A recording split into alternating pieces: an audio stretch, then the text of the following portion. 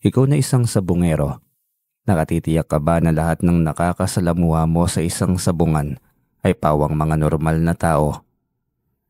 Lahat ba ng mga ganadores na tandang ay pawang mga atletang tandang na hinahasa upang maging lubosang matapang at magaling sa gitna ng ruweda, kung saan madalas naglalaban ng dalawang tandang? O baka naman napaglaruan lamang din kayo ng inyong paningin at hindi nyo man lamang namamalayan ang mga elementong nakipaglaro at nakikihalubilo sa inyo. Hiyawan ng sapula sa puti ang mga sabungero sa magkabilaan, manghang-mangha silito sa galing ng isang pamilyar na tandang. Isang tandang na kulay itim, may dalawang tahid ang paa, mabangis, bawat atake nito ay nakakapangilabot. Sobrang taas ng lipad at animoy hindi napapagod. Isang linggo na niya itong nasusubaybayan sa pintakasi sa baryong ito at walang palya. Ang mga kilos nito at pananalakay ay hindi nagbabago. Grabe naman talaga yung tandang na itim ng bagong salta dito sa ating baryo. Isang buwan pa lamang yan dito pero halos kilala na ng lahat ng mga sabongero. Oo, tama ka. Nag-iisang manok lang niya yan eh. Pero huling araw na, panalo pa rin. Nakakalawang sabak pa nga yan lagi ah. Abay siguro'y may tangan talagang mutsayang si Mang Olek na yan. Mga usapan ng mga sabongerong nasa harapan ni Lito. Si Lito na matagal nang naglalako ng alimango sa baryo Malsibog. Binatilyo pa lamang siya noon nang magsimulang pumuslit ang sabungan upang manood at kumuha ng kaalaman tungkol sa larong sabong. Tamang panonood lamang upang makakuha ng ideya. Ngayong 23 anyos na siya, medyo nakaipon na ng ideya, ngunit hindi ganoon karami, lalo na't ideya pa lamang at wala pang karanasan sa pagsasabong. Sana magkaroon ako ng kanyang tandang balang araw, isang napakagaling at napakatapang na tandang, saka hindi natatalo at hindi napapagod. Hanya sa kanyang sarili. Sa mga narinig niya sa mga sabongerong nasa harapan niya, ay biglang nahatak ang kanyang atensyon ng sabongerong si Mang Olek. Lagi niya itong naririnig, isang estrangherong bagong salta sa kanilang bayan. Ngunit marami nang humahanga, bigla siyang nagka-interes. Kaibiganin niya kaya ang sinasabing may mutya bago siya sumabak sa pagiging sabongero ay kailangan niya munang siguraduhing magaling siyang kumilatis ng tandang. At para mangyari yun ay lalapit siya sa katulad nitong may ganadores ng tandang. Kinabukasan, maaga pa lamang ay naglako na siya ng kanyang panindang alimango. Ngunit ang balak niyang unang paglakuan ay si Mang Olek. Sariwang alimango na dala niya kaya tiyak na magugustuhan ito ng iniidolo niyang sabungero. Habang nasa bakuran siya ng bahay ni Mang Olek, ay ang una niyang hinanap ay ang tandang. Saan kaya ang tandang na yun? Bakit kaya wala rito? Tanong niya sa kanyang isipan. Habang humahaba na ang leeg niya kakahanap ng ganadores na tandang na siyang hinahangaan niya kapag pumupunta ng sabungan at naroon din si Mang Olek. Naisipan na lamang niyang mangapit bahay nang hindi niya mahanap ang tandang. Tao po! Tao po! Tawag niya. Isang dalaga ang sumilip. Mukhang mahihain dahil nagtago agad nang makita siya. Panganay malamang ni Mang Olek at sa utak niya yon. Matagal ito sa loob. Mataman lamang siyang naghintay. Maya-maya pa'y lumabas na ito at nakayuko. Maria Clara ang pananamit. Bakit parang galing pa sa 1920s tong babaeng to? Hindi ba ito lumuluwas ng bayan? Hindi yata nito alam na 2005 na ngayon. Nako, masyadong istrikto itong si Mang Olek sa anak niya. Sambit ulit niya sa kanyang isipan. Ano po ang kailangan nila? Pakibilisan lang kasi magagalit si... Magandang umaga, Binibini. Nandyan ba ang Tatay Olek niyo? May kailangan ka ba sa kanya? Baka pwedeng sabihin mo na lamang at maipaabot ko sa kanya. Oo, sana. Ipakausap mo naman ako. Saglit lamang. Siya lang ang kakausapin ko kung maaari. Tahimik itong tumalikod babalik sa loob ng bahay nito. Ilang sandali pang lumipas at lumabas na rin si Mang Olek. Pulang-pula ang mga mata at tila walang tulog na kakaidlip pa lamang. Mukhang kulang yata kayo sa pahinga, Mang Oleg. Pasensya na po sa abala. Ano bang kailangan mo? Bakit ako pa talaga ang pinatawag mo? Kasi kako baka magustuhan niyo po itong pang-ulam na dala ko. Heto po. Wika niya sabay bukas ng takip ng kanyang balde. Napatras itong bigla na tila ba natatakot. Nanlilisik ang mga mata nitong nakatingin sa kanya. Nananadya ka ba? Pinatawag mo ako dahil lang dyan. Ilayo mo sa bahay ko yan. Kahit kailan na hindi ako bibili niyan. Ilayo mo yan. Galit na singhal pa nito. Taranta niyang tinakpan nito kaya biglang kumalma ang kaharap niyang si Mang Oleg. Hindi niya maintindihan kung bakit galit at takot ang reaksyon nito nang makita ang mga alimango niyang dala. Gayunpaman ay kailangan niyang humingi ng paumanhin. Pasensya na po, Mang Oleg. Hindi ko alam na ayaw niyo po pala ng alimango. Umalis ka na. Hindi ako bibili niyan. Narinig mo naman, hindi ba? Paulit-ulit na lang. Sandali po, Mang Oleg. May itatanong lang po ako. Ano na naman ba yon? Ang totoo niyan idolo talaga kita. Ikaw na ang pinakamagaling na sabongerong nakilala ko. Ang sabi ng karamihan ay mitangan ka raw ng mutya. Anong mutya po bang meron kayo, Mang Oleg? May tangan man ako o wala. Wala kang pakialam. Umalis ka na bago pa maubos ang pasensya ko. Umalis ka na! Bulyaw nito. Kumikibot-kibot ang kanyang bibig habang naglalakad papalayo. Dismayado siya sa naging ugali ni Mang Oleg. Kung siyang may ganoong tandang, hindi siya magiging madamot at mayabang. Sasabihin niya ang sikreto ng isang ganadores na tandang nang sa gayon ay marami ang magkaroon ng ganoong uri ng alaga. Ang sungit naman, ang ganda pa naman ng anak. Sayang. Anya ngunit wala siyang magawa kundi lisanin ng tuluyan ng lugar. Napagtanto niyang hindi nakakatuwa ang ugali ng sabongerong gusto niyang hangaan. Nawala bigla ang paghanga niyang yon. Wag na lang pala. Hindi na kita hangaan, Mang Oleg. Hanya sa kanyang isipan. Makalipas ang ilang beses na pamamuslit sa mga sabungan ay nagka-interes na rin siya ng tuluyan sa pag-aalaga ng tandang. Ano yan, Lito? Saan galing ang tandang na yan? Abay ayos to Mestizo. Puna ng ama niyang si Mang Lekoy, isang 49 anyos at isang byudo, mahigit dekada na. Binenta ni Lolo Chopilo sa kabilang baryo, tay. Mura niyang binenta. May ipon naman ako sa mga kinikita ko sa paglalako ng alimango. Binawasan ko na lang, sayang Malapit na ang pista dito sa ating baryo, baka makaswerte at manalo pa ako kapag sinabong ko to. Nako, bakit bigla ka namang nahilig sa sabong, anak? Baka naman maadik ka dyan, Lito, sinasabi ko sa'yo. Paalala ni Mang Lekoy sa kanya. Minsan lang to, tay, hindi ko po gagawin bisyo. Libangan lang, pangako po yan. Sigurado yan Hindi naman kita pinapangunahan sa buhay, Lito. Binata ka na at may sariling pag-iisip. Kaya lamang ay mahirap malulong sa bisyo. Sayang ang kasipagan mong yan kung dun lang din ang patutunguhan. Kita mo naman siguro ako, hindi ba? Huwag mo nang sundan pa ang daang tinahak ko. Kung nag-iisip lamang ako ng tama noong kabinataan ko edi sana napag-aral ko kayo ng tama. Professional na sana kayo ngayon at hindi maglalako ng alimango at mangingisda. Ay sus, ang drama mo naman ngayon, tay. O heto, pambili ng pagkain natin. Alam ko na yan, kapag nagdadrama kayo, wala ka na naman pera. Loko to hindi anak, walang biro. Ang hirap talaga kapag nalulung ka na sa bisyo. Ang hirap ng magbago. Nagbago naman kayo, tay Oo, pero huli na ang lahat, anak. Kung kailan wala na ang inay nyo. Saka pa ako nagising. Ilang taong sakripisyo at pagtitiis sa akin bago namatay ang inyong ina. Marami ng taon ang nakaraan, tay. Napatawad na kita. Ang mahalaga ngayon naayos mo na ang inyong buhay. At sobrang swerte ko pa rin sa kabila ng lahat. Minahal pa rin ako ng aking mga anak. Mapait ang kanyang mga ngiti habang kaharap ang kanyang ama. Naalala niya ang napakabait at maintindihin niyang inay.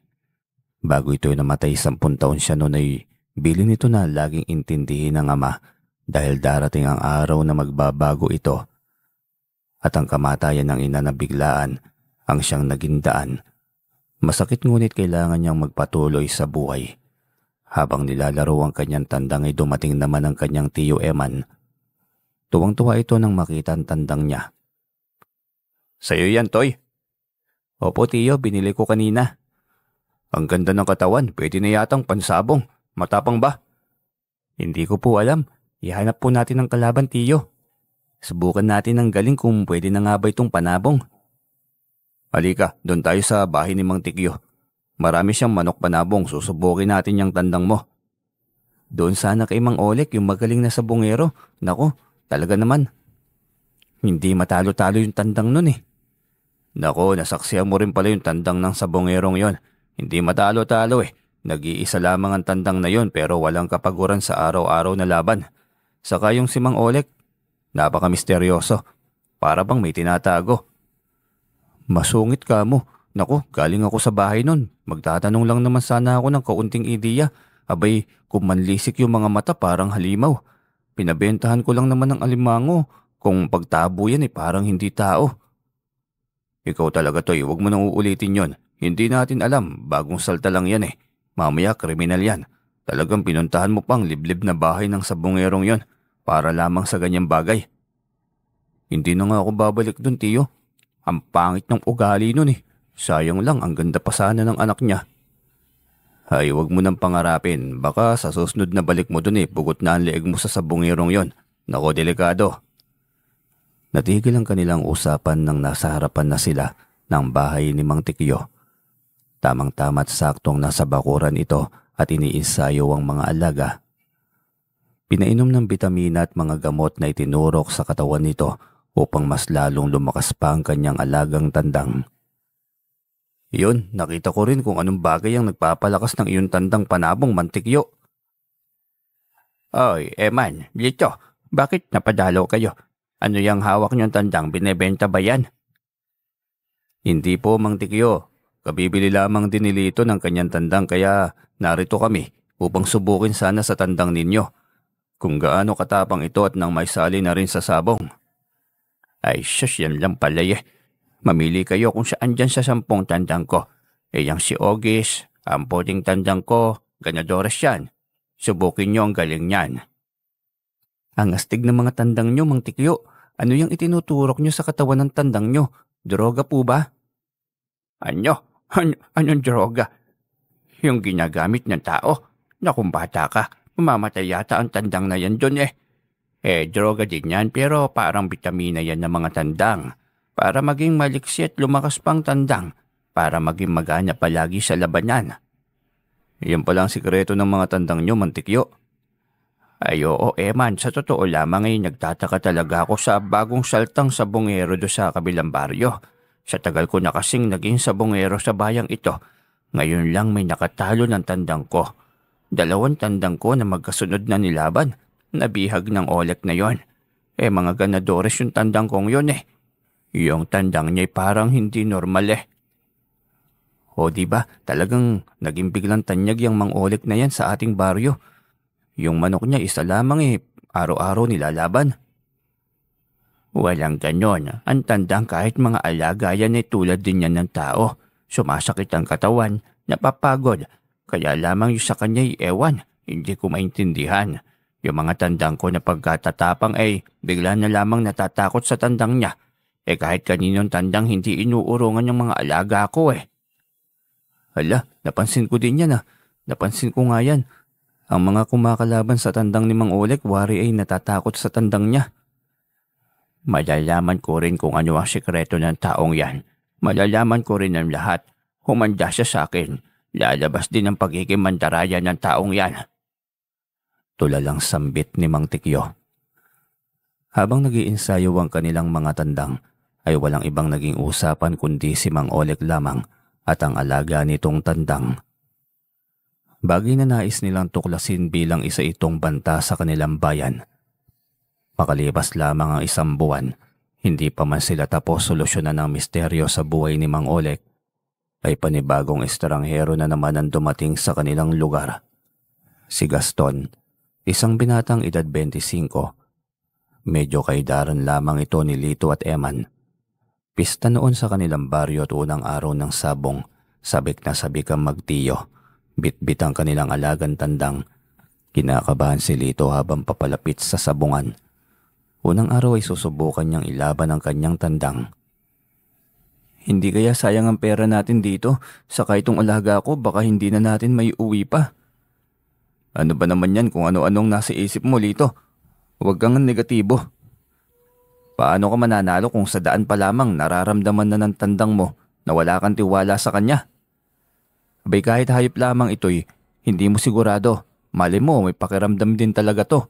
Kausapin mo siya, sabihin mo na ipanalo niya tayo sa laban. At ginawa mo pa talaga akong baliw, Tiyo. Ikaw na lang kaya ang kumausap. Hayop naman. Manahimik ka na nga lang kung saan na napunta tong usapan natin eh. Tiyo naman kasi. Alam naman natin pareho na sugal ito, hindi ba? Kaya walang kasiguraduhan. Pero isa lang ang ilalagay ko sa kukote ko. Ngayon lang to. Manalo matalo. Bukas hindi na ako pupusta pa. Manonood na lamang ako at maglilibang. Tinawanan lamang siya ng kanyang tiyo Eman. Halatang bagong-bago at walang karanasan sa sabong. Pagdating sa sabungan ay kinuha agad ng mananari ang tandang. Nakalista agad ito sa hanay ng mga ilalaban. Makakalaban mo nga pala ngayon yung bagong salta ulit sa baryo. Tatawagin na lamang mamaya ang pangalan mo kapag ilalaban na yung tandang mo. Wika ng sentensyador. May bagong salta na naman dito sa ating baryo. Meron, dito mismo sa ating baryo, kapitbahay ni Chopilo. Yung lumang bahay niya, yun ang bahay ngayon ni Gaston. Kaya naman pala. Malinis na ang bakuran at nakabukas na ang pinto at mga bintana. May tao na pala dun sa loob. Sana pala nangapit bahay ako kanina. Napagbentahan ko sana kanina ng alimango. Magiging magkaibigan pa kami. O siya, maganda ka. Pangatlo sa hanay ang tandang ninyo. Wikang muli ng sentensyador. Sige po, dito lang po kami sa banda ng Tiyo Eman ko. Narinig mo ba yun, Tiyo Eman? Ang daming bago sa lugar natin. Padami ng padami ang tao dito sa atin eh. Siyempre, sa mura ba naman ang mga bilihin dito? Tahimik pa. Nagbabayanihan ng mga tao. Saka walang magnanakaw dito Maliban lang sa aswang na yan na laging nananalasa sa gabi. Sinabi mo pa, Tiyo. Pero mas lalong tumindi nitong mga nakaraang linggo, hindi ba? Halos linggo-linggong may nawawalang sanggol. Pansin ko nga din, baka bagong panganak ang aswang, kaya laging gutom. Tiyo naman, kalokohan naman niyang sayo eh. Hindi seryoso ko. Kapag ang babae naman talaga'y bagong panganak ay laging gutom yan. Bakit, nakita mo na ba ang aswang? Babae ba siya? Hindi rin, abay ewan. Nailing na lamang siya at natawa sa tura ng Tiyo Eman. Habang naghihintay ay hinanap niya sa kanyang mga mata ang kanyang magiging kalaban. Walang ibang nakakuha ng kanyang atensyon kundi si Mang Olek. Hindi na talaga ito magpapahuli kapag sabungan. At halos lahat ng mga taga-baryo kilala at hinahangaan ito. Ilang sandali pa'y tinawag na ang unang tandang na maglalaban. Kay Mang Olek at Mang Tikyo, maingay ang loob ng sabungan, kanya-kanyang saloobin at kanya-kanyang hinahangaan. Ito, matinding laban to Tama ka dyan, Tiyo Eman. Ang astig ng mga labanan ngayon ang daming mga sabungero at Kristo. Iba talaga ang hatid ng kapistahan sa baryo. Sinabi mo pa, Tiyo. Ayan na, Tiyo. Tignan mo ang tandang ni Mang Olek. Kakaiba talaga yan. Parang inaakit ang tandang ng kalaban. Oo, kakaiba ang atake. Tugon naman ni Eman. Ilang sandali pa'y nagsimula na itong maging mabangis. Tila napipilitan na lamang lumaban ng kaaway sa tandang ni Mang Olek. Napatulala na lamang si Mang Tikyo nang makita ang 2 beses na pagkakasaksak ng alaga ni Mang Olek sa tandang na matagal nang kilalang mahusay na sabongero sa kanilang baryo. Hindi man lamang yun napagandaan at diretso ang atake, maging ang pabagsak na tandang nito sa ruweda. Kita mo ba yun, Tiyo Eman? Grabe talagang tandang ni Mang Olek. Napakatindi. Tama ka, Lito. Parang hindi tunay na manok yan Hoy, si Tiyo naman. Kung hindi tandang yan ano yan? Biro lang naman. Pero kita mo yung ngiti ni Mang Olek. Tingnan mo naman. Iba talaga ang ngiting panalo. Uwi ka ni Eman. Sobrang lawak ng ngiti ni Mang Olek habang hinahawakan ng tandang nito at ang bihag. Habang naglalaban ang mga sumunod na mga tandang sa gitna ng ruweda, ay ngising tagumpay si Mang Olek na hinahaplos ang alagang tandang na bitbit nito. Tila kumikibot ang bibig nito. Isang matangkad na lalaki ang nasa tapat ni Mang Olek. Hindi kita ang kabuuan ng muka dahil sa suot nitong damit sa ulo. Kulay pula at ginawang maskara sa muka. Tanging ang mga mata lamang ang makikita at titig na titig ito kay Mang Olek. Tila ba may galit ito sa kaharap dahil sa paraan ng pagtitig nito. Ilang sandali pa'y tinawag na ang kanyang pangalan. Hindi niya namalayan na tapos na ang paglalaban ng mga tandang. Ang kanyang tandang na ang sumunod na isasalang sa ruweda. Nagulat siya dahil sa kaninang kaharap na lalaking may takip ng damit ang muka ang siyang magiging kalaban niya. Ito ang may-ari ng tandang nakakalabanin ng kanyang alaga. Ito pala si Gaston, matangkad malaki pa ang katawan. Nakakatakot naman, parang bouncer sa club. Sambit ni Lito. Pagkalapag pa lamang ng kanyang tandang ay hindi mabilang nakalabog na sa kanyang dibdib. Bungad pa lamang ng laban ay ramdam na niyang talo ang tandang niya. Natamaan ng tari ng kanyang tandang. Ang tandang ng kalaban ngunit hindi man lamang yon tinablan. Nakita ko yun Anong uri na naman ito ng tandang? Anyat kitang-kita niya. Tila hindi tinatablan ng tandang ng kalaban. Kaya naman ilang sandali lamang sa ruweda ang kanyang alagay bumulagta na. Talo ang 500 logro niya sa kanyang nag-iisang tandang. Napakamalas naman, Tiyo Eman. Wala talaga akong swerte pagdating sa sabong. Maglalako na lang talaga ako ng alimango habang buhay. Hiraulo ka talaga, Lito. Bilog ang mundo Kung hindi man ngayon na swerte natin, malay mo. Kung sa susunod na pagkakataon. Ano ba yan, Tiyo? Parang tuturuan mo pa talaga ako maging sugarol Pero nakita mo naman yung kanina. Ang tandang ng kalaban, hindi tinatablan ng tari. Hindi kasi tinamaan, nagpapatawa ka talaga. Saka hindi ganun ang ibig kong sabihin. Ang sa akin lang naman ay huwag kang panghinaan. Kung may mga bagay kang gustong mangyari, ngunit hindi agad nakukuha. Sabi sa Ecclesiastes 1, lahat ng bagay ay may nakalaan na panahon. Hala ka, Tiyo, galing sa sabungan napunta sa pagiging misyonaryo. Ang galing Loko ka talagang bata ka. Dito ka sa tabi ko. Manonood pa tayo ng mga susunod na laban. Uwi ka ng Tiyo Eman niya. 3 magkasunod na labanan ng tandang. Pagkatapos noon ay ang tandang ni Mang Olek at ang binatang si Gaston na ang sumunod na naglaban. Ayos to, parehong may magaling na tandang. Di kitan sigurado ang laban. Oo nga, Lito, matinding laban ito. Sayang wala na tayong pera, pupusta sana tayo Kaya nga, Tiyo Eman, kaninong tandang kaya? Dito ako kay Gaston, nakita ko ang galing ng tandang niya sa labanan Wala nang pera-pera. Tayong 2 na lamang ang magpustahan. Sige ba, dito ako kay Mang Olek. Subok na ito, nag-iisang tandang niya Ilang panalo na ito, kaya tiyak na walastik yung tandang ng bagong saltang yan. Sagot naman ni Eman. Umpisa pa lamang yan tindi na ng labanan. Parehong magaling sa salpukan, parehong magaling umilag, at parehong tila hindi napapagod sa laban. Mga ordinaryong tandang pa ba itong naglalaban na to? Baka nilalamat lang tayo. Mukhang hindi naman mga tandang to kagagaling lumaban, parang mga kabalyero sa labanan. Parehong hindi napapagod at ang gagaling magsiilag. Parang nag-iispadahan lamang ng tari Anong mga kabalyero sa labanan?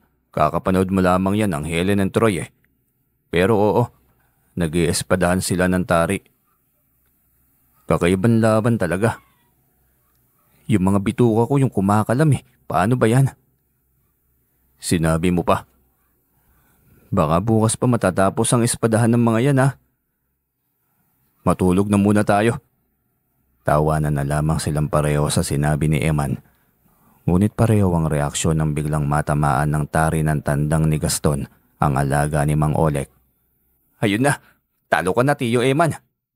Bakit ako? Si Mang Olek, sa kanya yan Wala naman akong pera. Masama ang tingin sa kanila ni Mang Olek na marinig ang kanilang iringan. Nilapitan nito ang alaga nito. Galit na galit at hindi makapaniwala. Muli na naman niyang nasaksiyan ang panlilisik ng mga mata ni Mang Olek. Mapula, malalaki, halos dumuwa kapag nakatitig kaya hindi niya malabanan. Nakakatakot ang titig na yon. Paanong nangyari yun sa aking alaga? Ang bilis naman nun. Dinadaya niyo ba ako? Malinaw ang naging laban, Mang Olek. Parehong magaling ang inyong tandang pero sa huli, Ang tandang mo ang bumagsak kaya magiging bihag na yan ni Gaston. Silang mga sabungero sa paligid nakita rin nila ang laban. Walang daya rito. Hindi ako papayag manong sentensyador na mapunta sa iba ang aking tandang. Akin ang tandang ko. Akin lamang. Abay Mang Olek, matagal ka naman na siguro dito sa sabong, hindi ba? Alam mo na kapag natalo ang tandang mo'y magiging bihag yan ng kalaban. Bibilhin ko na lang. Magkano ba ang benta mo sa bihag mong yan? Buhay pa naman yan. Aalagaan ko pa yan. Uwi ka ni Mang Olek habang nakatingala kay Gaston. Kinuha ni Gaston ang takip na pulang damit sa ulo nito. Ganun na lamang ang pamimilog ng mga mata ni Mang Olek.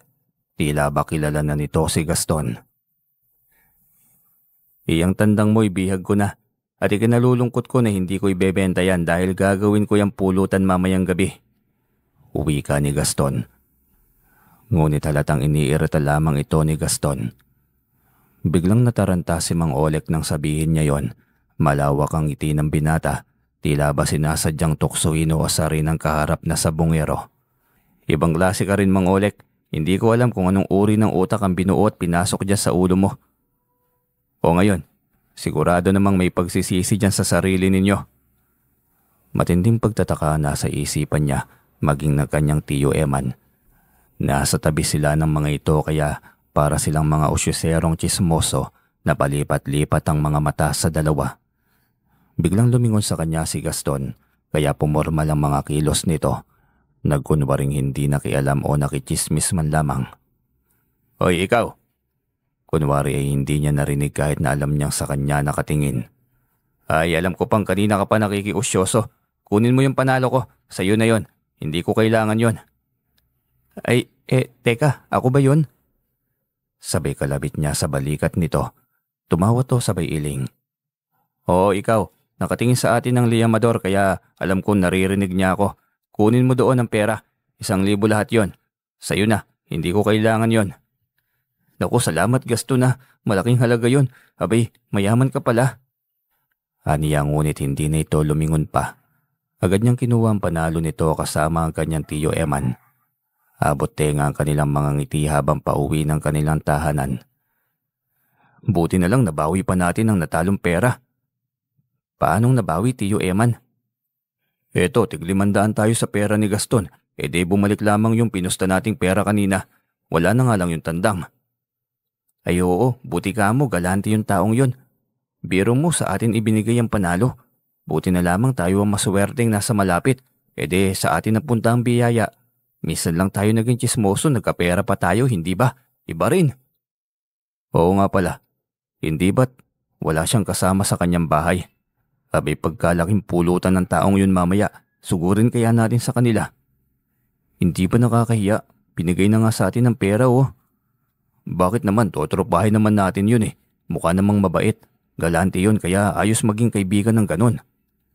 Tropahin ka dyan parang hindi naman halata. Pulutan at inumin lang talaga ang pakay mo, aminin mo na lang. Ito talaga, ayaw pang manahimik. O huli ka na, puntahan na lang natin.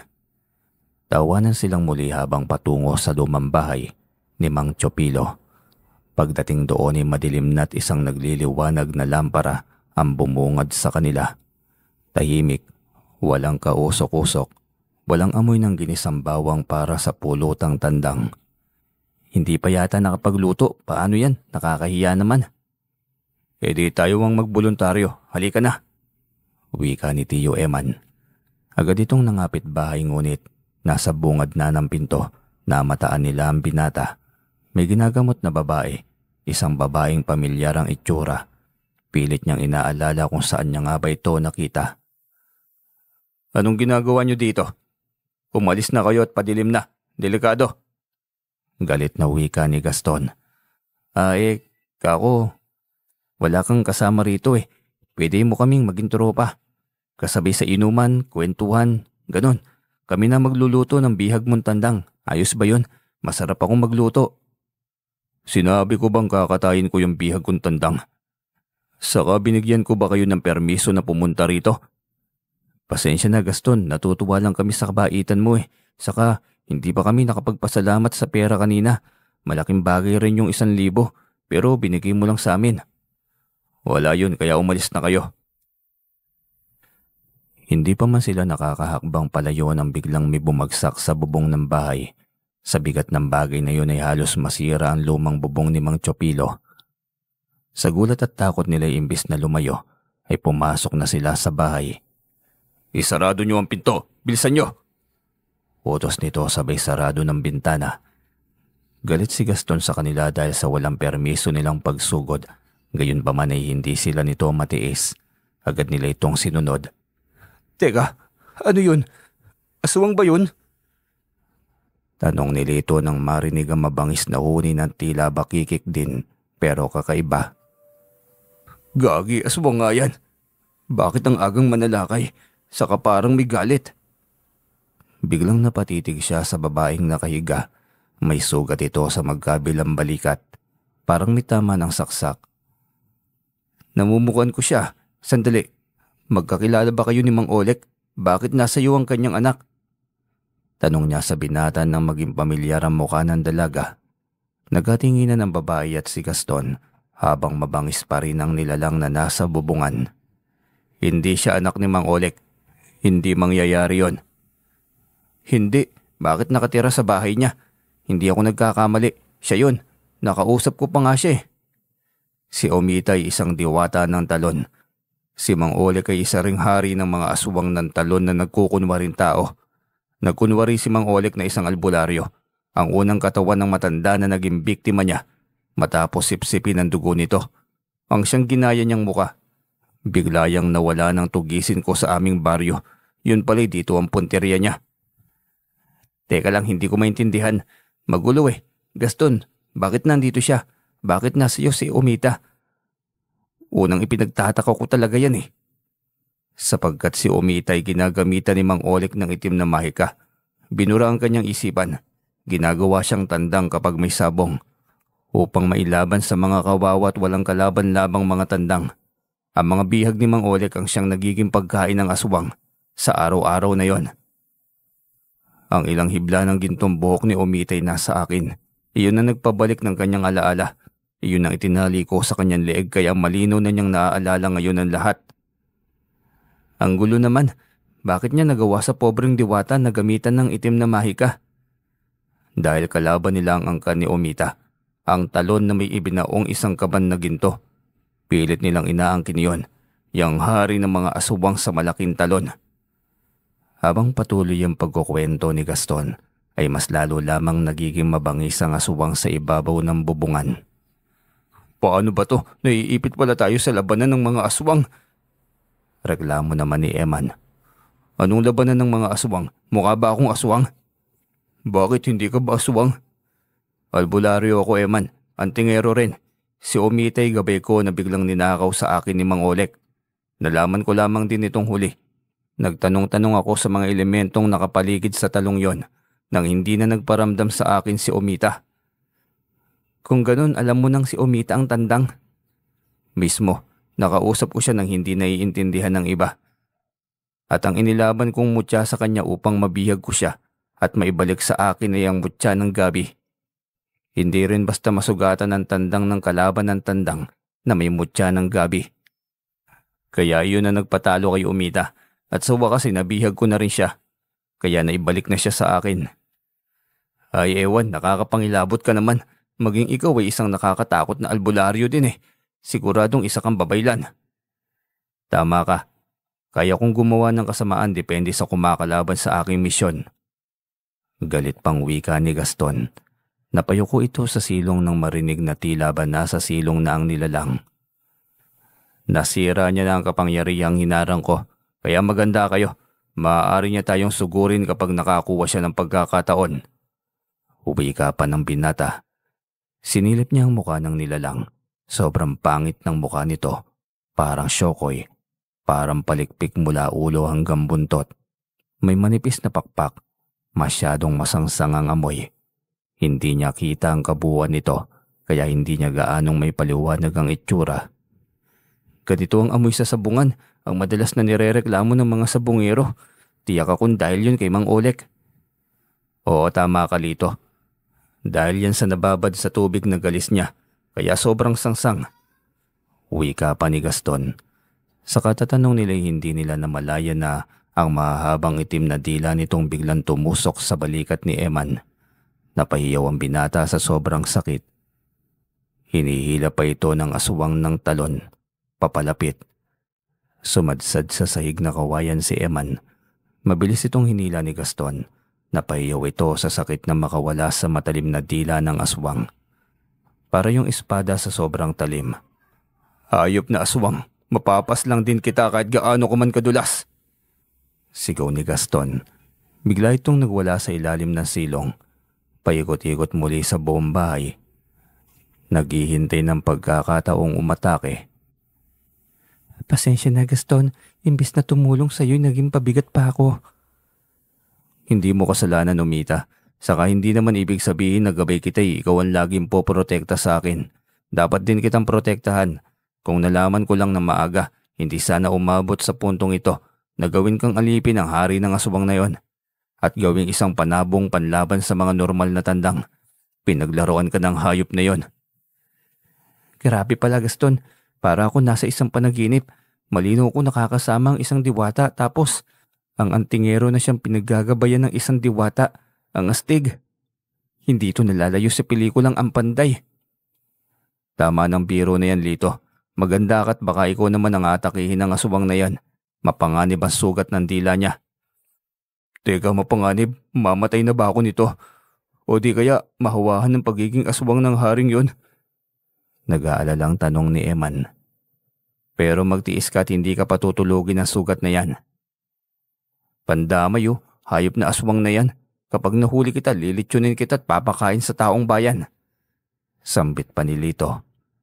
Biglang muling lumusot ang mahabang dila nito sa butas ng dingding na sawali. "Umilag ka, Lito!" Sigaw ni Gaston. Kasabay ng sigaw nito ay ang pagyuko niya. Agad na pinagtataga iyon ni Gaston gamit ang mahabang espada na galing sa kanyang lolo na isang panday. Nababad yun sa apog at asin, kaya nang matamaan ng dila nitong napakanipis at napakahabay diretso ang pagkaputol nito. Parang agilang hiyaw ng aswang, bumulosok yon pa itaas, naiwan ng mahabang dila na kulay itim. Parang ahas na nasasaktan at paikot-ikot sa sahig, para itong lintana na iiwan ng madulas na likido sa sahig na kawayan. Habang unti-unting lumiliit at naguhugis normal na parang sa dila ng tao ngunit napakaitim. "Nakakadiri naman, ang baho!" reklamo ni Lito. Nasusuka siya sa lansa at amoy bulok galing sa naiwang dila ng aswang. "Huwag kang lumapit, Lito. Mukhang hindi magandang bagay ang matalsikan ng kanyang laway." "Anong ibig mong sabihin, Gaston?" Nilingon nito si Eman, nangihina at magkukulay ng itim. May iilang galis na parang sa aswang ng talon. Napadikit na lamang si Lito nang makita ang kalagayan ng tiyuhin. "Porbida, ano yan? Anong nangyayari sa iyo, Tiyo Eman?" "Nahawahan na siya ng pagiging aswang. Hindi magandang senyalis to. Mukhang hindi rin ito nadiskubre ni Mang Olek dahil kung alam niyang bagay na ito, edi sana'y matagal na siyang nananalas at nagpaparami." Saad ni Gaston. Agad nitong kinuha ang bote na may asin at apog. Binuhusan ng naiwang dila at ang basang likido. Pumusok yun at mas nakakadiri pa ang amoy. Ngunit kalaunan ay natunaw rin yon. "Anong bagay ba yan? Pwede malamang yan kay Eman." "Kapag ibinuhos ko ito sa sugat ni Eman, tiyak na uubusing lusawin nito ang katawan niya. Sagradong asin at apog na inusalan ng matinding kapangyarihan na pumuksa sa masasamang nilalang. Ito ang panlaban ko sa mga kampo ng kadiliman." Hindi naman masamang nilalang ang Tiyo Tao siya." Ikinalulungkot ko, Lito. Nahawaan ng katawan at pagkatao niya ng pagiging aswang ng talon. Isa na siyang nilalang ng dilim ngayon. "Ano? Nilalang ng dilim ang Tiyo Eman ko? Mabait naman ng Tiyo Hindi na siya ang nagkokontrol ng sarili niya. May kampo ng kadiliman ng sumakop sa kanyang pagkatao. Kawawa naman ng Tiyo Eman. Kung ganun, ay wag mong buhusan. Maawa ka sa tiyo ko." Mga taong bayan ang kawawa kapag hindi siya napuksa ngayon. Marami ang magiging biktima niya kung sakali. "Lintik naman, paano ba kami napunta sa ganitong sitwasyon?" "Hindi nyo na masiguro ako masisisi. Ito ang asin at apog. Nasa kamay mo ang desisyon. Kapag bibigyan mo ng pagkakataon na mamiktima ang iyong Tiyo Eman, mas lalong magkakaroon tayo ng problema. Gamitin mo ang isip mo, Lito. Huwag puso. Masyadong maraming nalilinlang dahil pinaiiral ang damdamin kaysa isipan. Biglang pumatak ang mga luha sa mga mata niya. Si Tiyo Eman lamang niya ang kanyang naging barkada simulat sa pool. Ito ang laging karamay niya sa lahat ng bagay. Dahil lamang sa pagkakamaling gawing tropa ang isang estranghero sa kanilang baryo, biglang nagbago ang lahat. Hindi rin niya masisisi si Gaston. Tama ito, sila ang pumasok sa magulong mundo nito. Hindi sila inimbita at silang nagkusa. Pamangkin, tulungan mo naman ako, parang awa mo na. Huwag kang papaloko, Lito. Hindi na utak ng Tiyo Eman mo ang gumagana. Nililinlang ka lang niya. Gaston, tiyo ko yan. Kaninang hindi pa kontrolado ng halimaw ang katawan niya. Pero ngayon tuluyan ng nilamon ng galis ng asubang ng talon ng kanyang buong katawan. Wala nang eman sa loob ng katawang yan. Kaisipan na ng kampo ng pumabalot dyan kaya maghanda ka.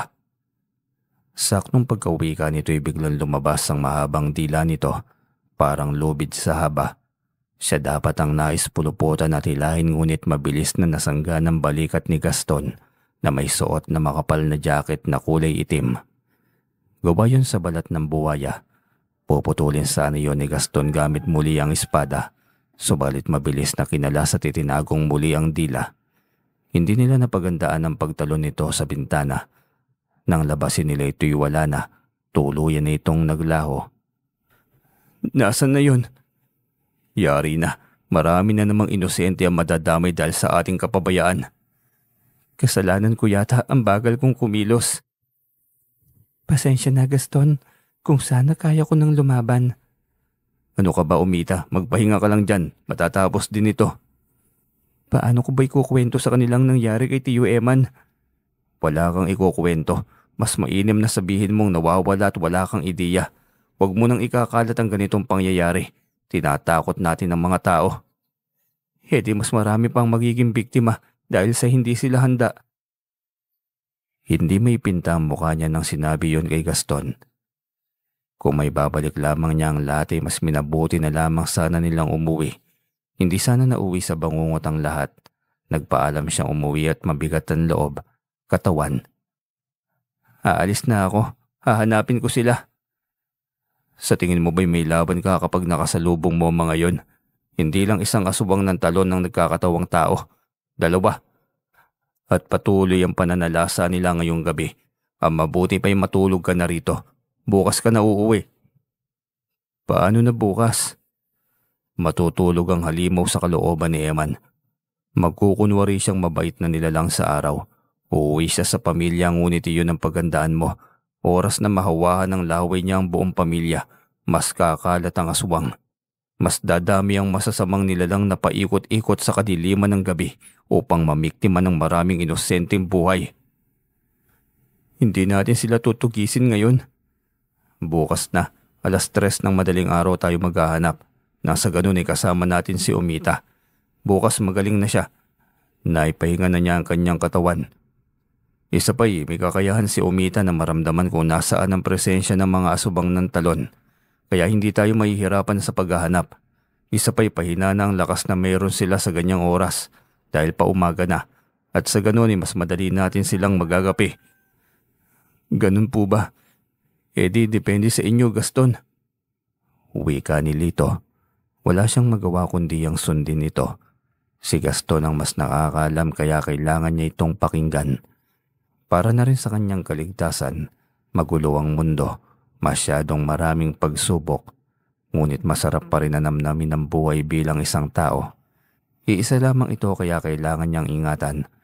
Hindi niya hayaan na masayang ang buhay niya maging ang napakaraming pangarap na mayroon siya. Kawawa nga lamang ang kanyang Tiyo Eman. Sa milyong pag-iisip niya ay hindi pumasok ang ganitong pangyayari na hindi niya sukat akalaing magaganap sa kanilang buhay. Kinabukasan ay madaling araw pa lamang ay dinig na niya ang mga yapak sa sahig na kawayan. Bumangon agad siya at nagmadaling inayos ang sarili. Alam niyang mag-uumpisa na ang misyon. Gabayan niyo po kami, Panginoon. Nagising yata kita, Lito. Ayos lang, Gaston. Maaga naman talaga akong nagigising sa bahay. Saka ewan ko rin kung nakatulog nga ba ako. Parang puro panaginip lamang ang pag-idlip ko eh. Nasaan na nga pala si Umita, ang gabay mong diwata? Tanong niya nang makitang wala na ito sa hinihigaan nito. Hindi niya naramdaman ang mga yapak at pagkilos nito. Gayong kay Gaston ay mabilis naman siyang nagising. Nandito ako, Lito. Kailangan na nating gumayak upang tugisin ang hari ng aswang ng talon. Magaling ka na ba, Umita? Paano ang sugat mo? Mabilis namang maghilom ang sugat ng kagaya ko. Nangihina lang talaga ako sa taglay ng mutya ng gabi. Gusto mo ba talagang sumama sa amin, Umita? Mabuti sa ganitong oras. Medyo pahina ng enerhiya nila. Pero ganoon pa rin at anyong halimo pa rin sila. Kung sino lang mamaya ang maabutan, humihingi na ako ng paumanhin ngayon pa lamang, Lito. Hindi ko gugustuhin labanan siya kaso madami ang magiging biktima niya kung hahayaan ko siyang mabuhay. Wala na akong magagawa pa. Kailangan kong tanggapin ng katotohanan, Gaston. Buong gabi ko nang pinagsisihan ito. Huli man ang lahat para kay Tio Eman. Hindi pa huli para maituwid ko ang pagkakamali. Kung ganun ibilisan na natin, kailangan nating may maabutan isa man sa kanila. Agad silang bumaba ng bahay. Suot ang proteksyon upang hindi madaling maatake ng nilalang. Sa itong mutya ng gabi, mabisa ito. Hindi ka kaya matusok ng kanyang dila. Takot din siyang masugatan ka.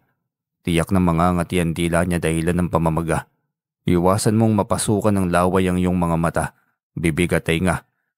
Kung hindi ay magiging katulad ka ni Eman. Salamat sa pagpapaalala sa akin, Gaston. Pananagutan na kita. Ngayong pumasok ka sa buhay ko, hindi ka na rin makakalabas ng hindi tiyak ang kaligtasan. Tiyak na tutugisin ka ni Mang Olek na yon. Higit na siyang matalino kaysa noong nasa talon lang siya. At sariling utak pa lamang niyang gumagana.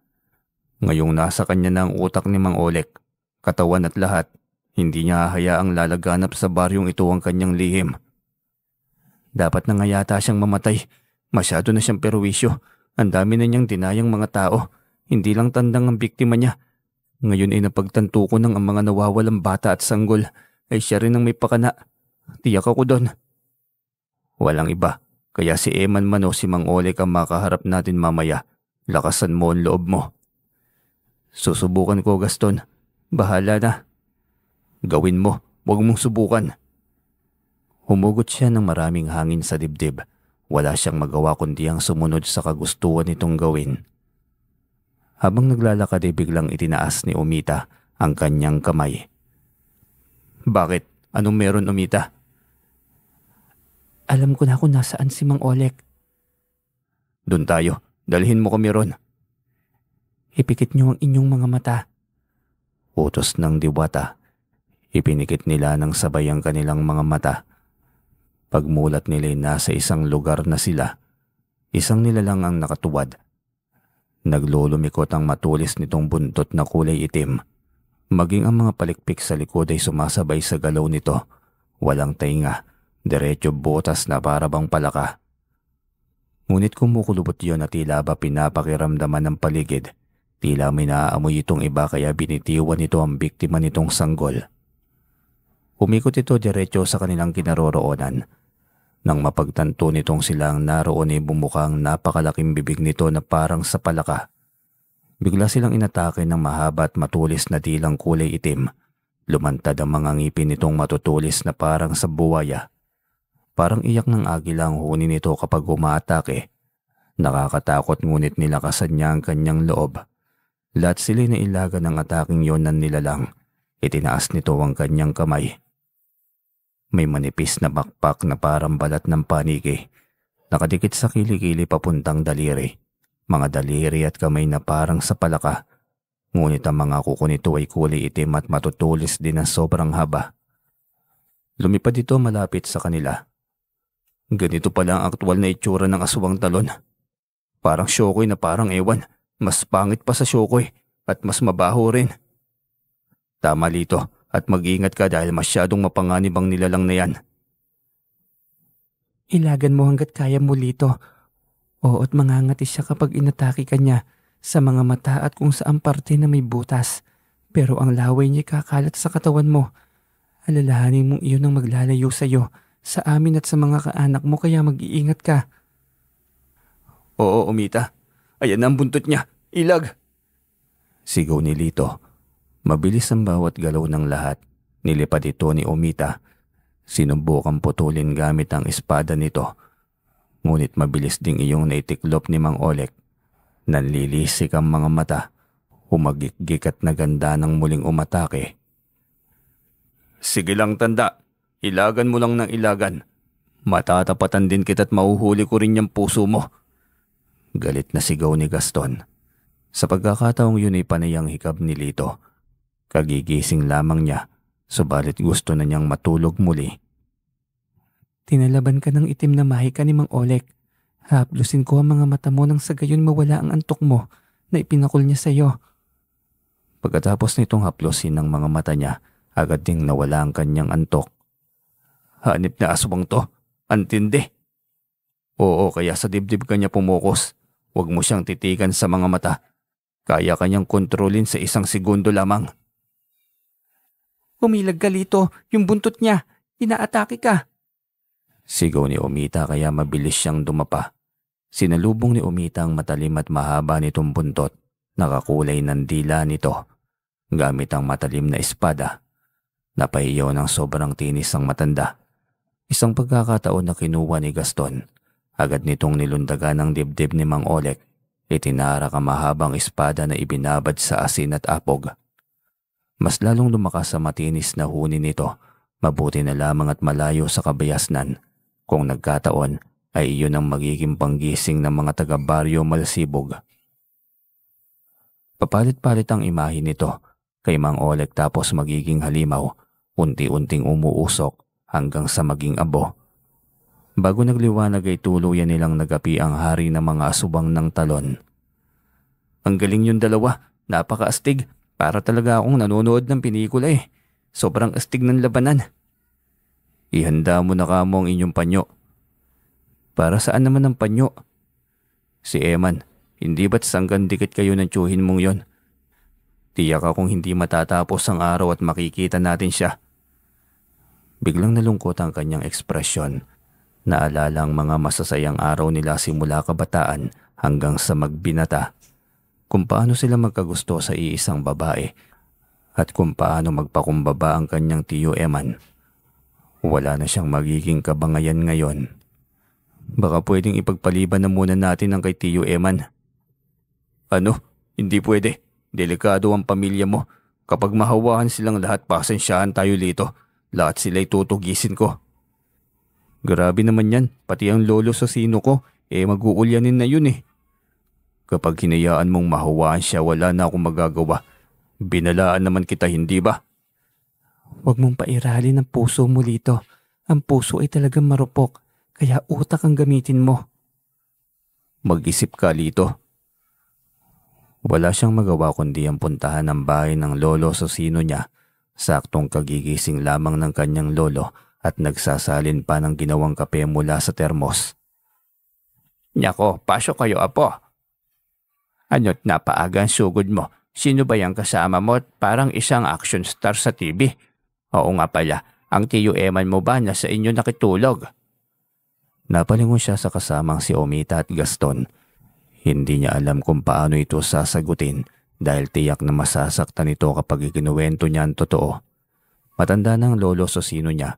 Kaya tiyak siyang alam nito ang tungkol sa aswang ng talon. Lolo, mano po muna, saka magandang umaga.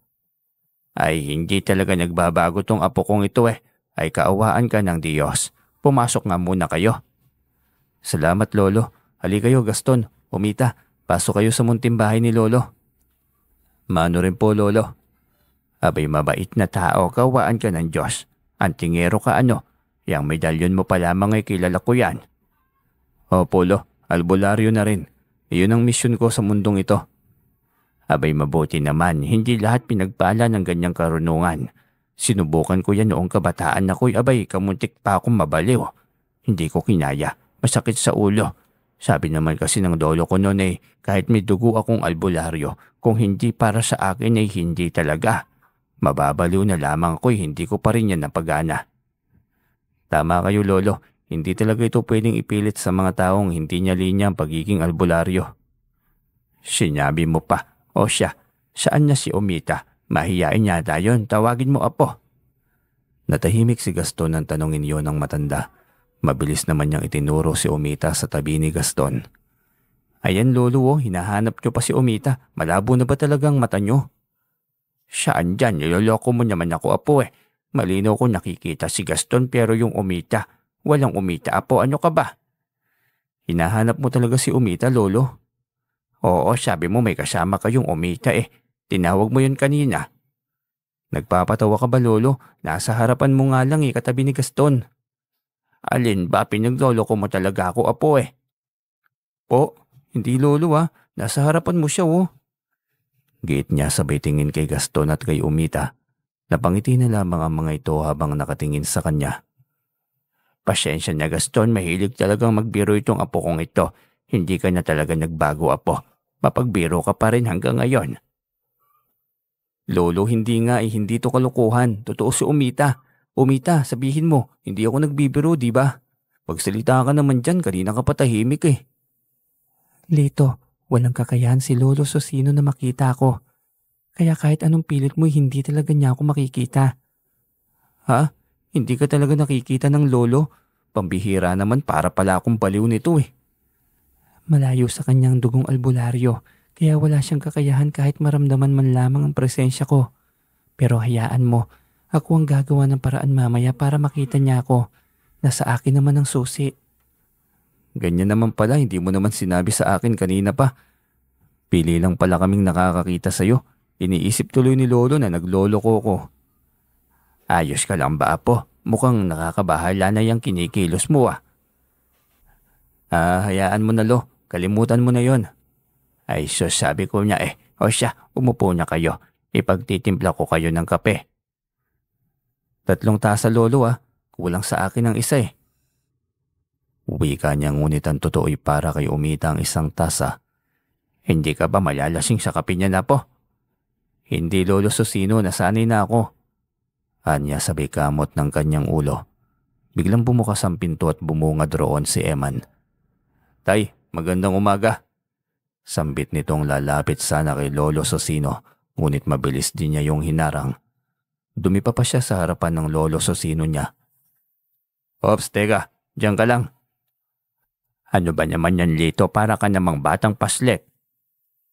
Oo nga naman pamangkin ko, ayos ka lang ba?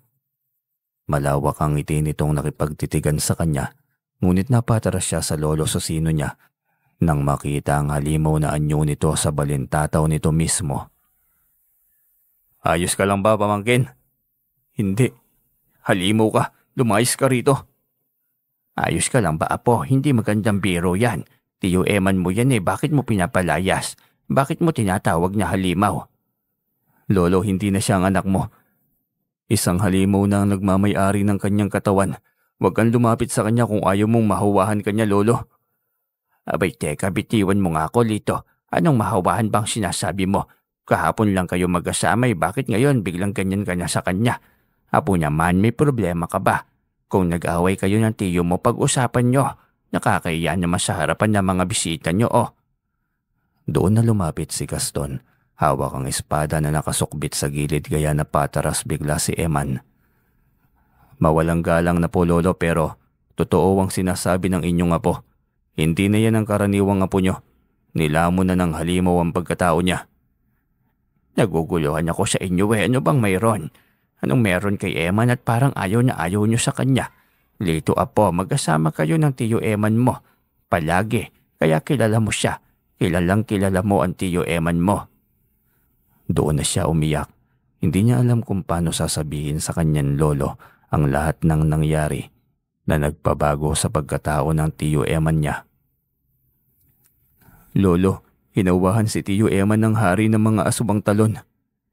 Aswang talon? Lintik, paano kayong napunta sa masukal na lugar? Hindi lolo, hindi kami nakarating sa masukal na lugar. Inumpisahan niyang ikuwento lahat. sa sabong, kay Mang Oleg at kay Gaston, at kung paano sila napunta sa bahay ni Gaston at naabutan ng atake ng halimaw. Kitang-kita niya ang pagpatak ng mga luha ng matanda. Alam nito ang mga aswang ng talon at alam nito ang pagiging mabangis ng mga yon. "Tay, huwag kang makinig sa kanila. Ako ito ang iyong anak." Hindi tinignan ni Lolo Susino ang anak. Tanging pag-iyak lamang ang ginawa nito.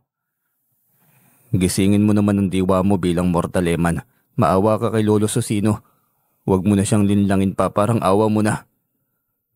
"Ikaw, pamangkin, kaya mo lang ba akong talikuran? Magkasama tayo mula kabataan. Wala kang hiniling na hindi ko binigay.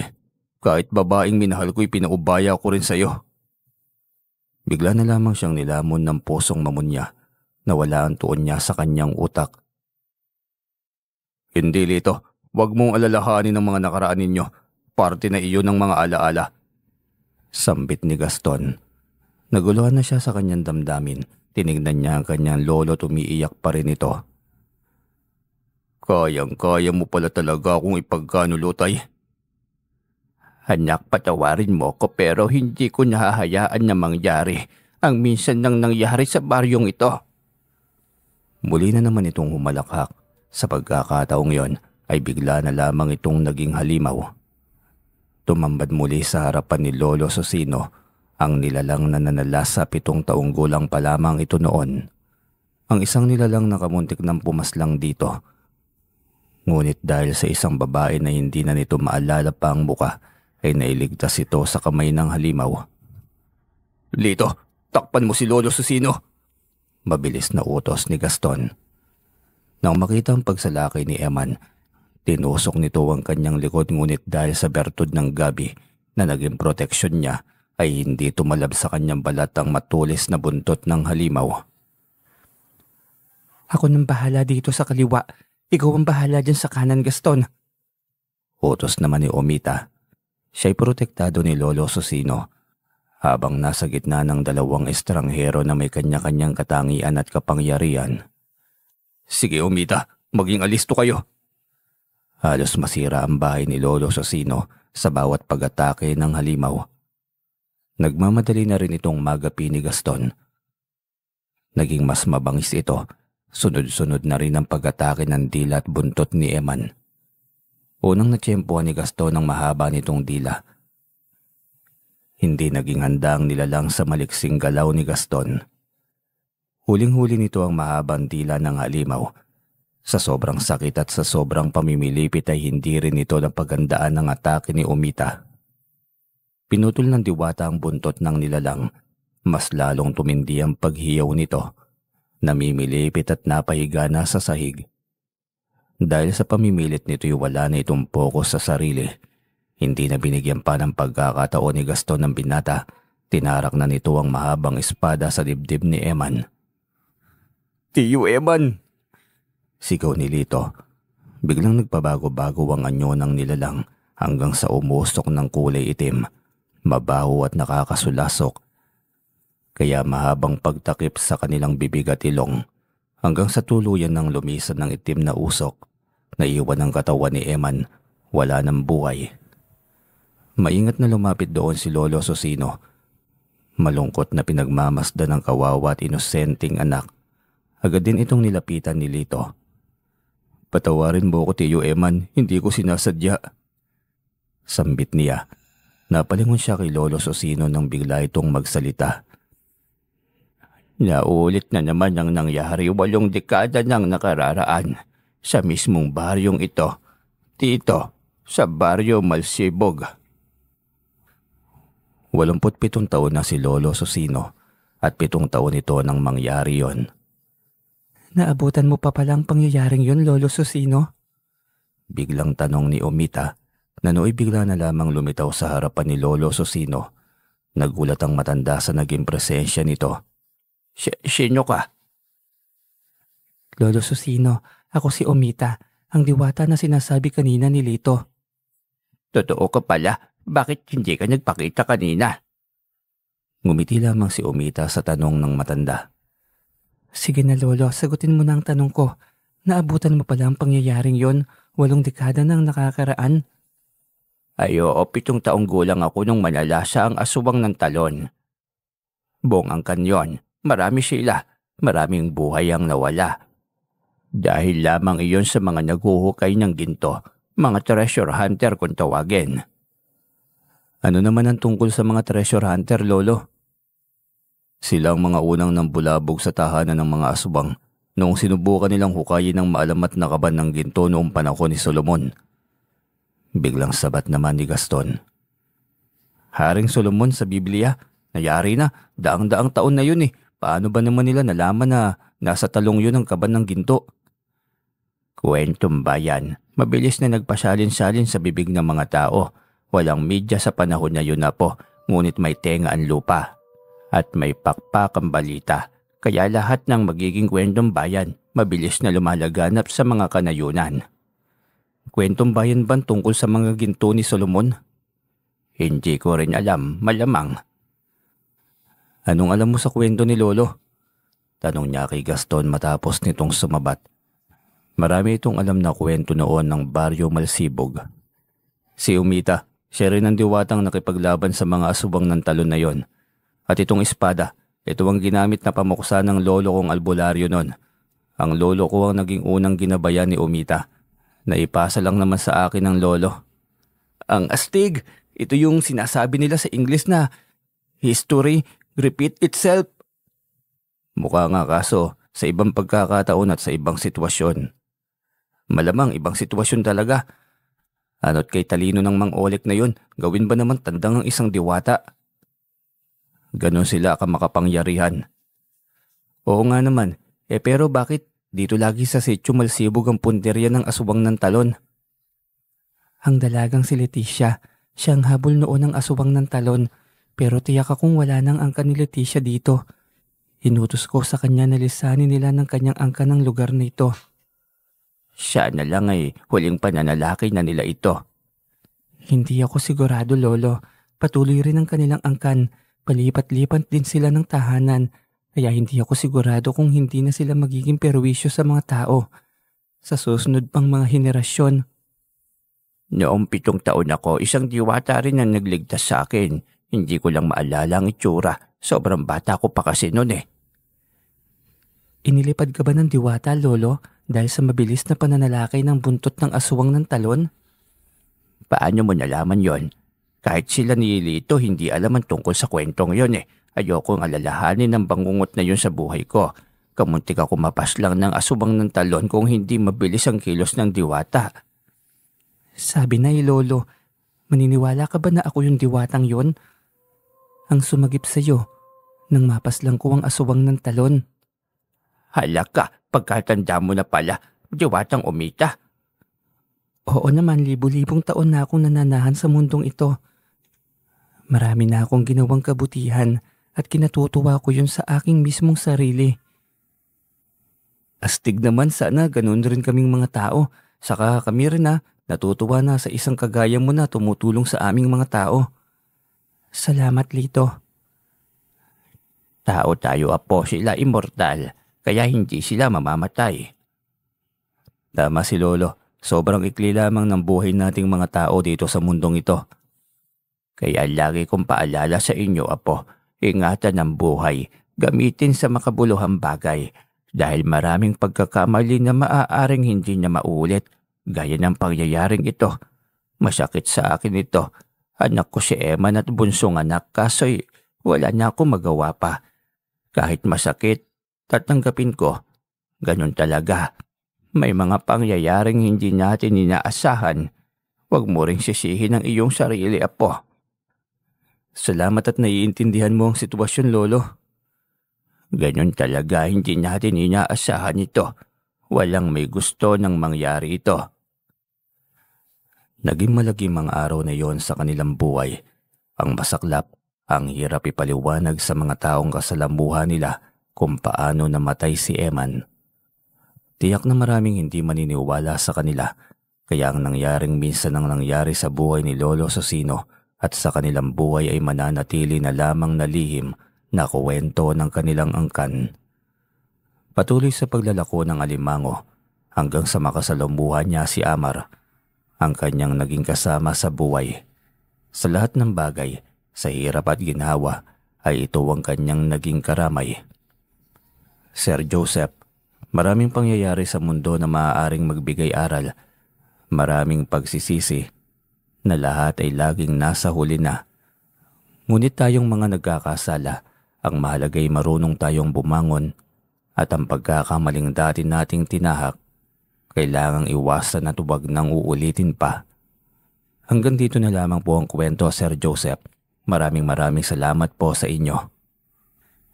Yun, kakaibang kwento naman ito ni Lito, saka ni Eman. Kayo, anong masasabi niyo sa kwentong ito? Parang bago sa pandinig ko to eh. Yung aswang ng talon tapos Diwata siya si Gaston. Napakahusay na antingero tapos aswang na sabungero. Grabe no? Kayo, anong masasabi po ninyo sa kwento natin ngayon? Hintayin ko po dyan sa comment section.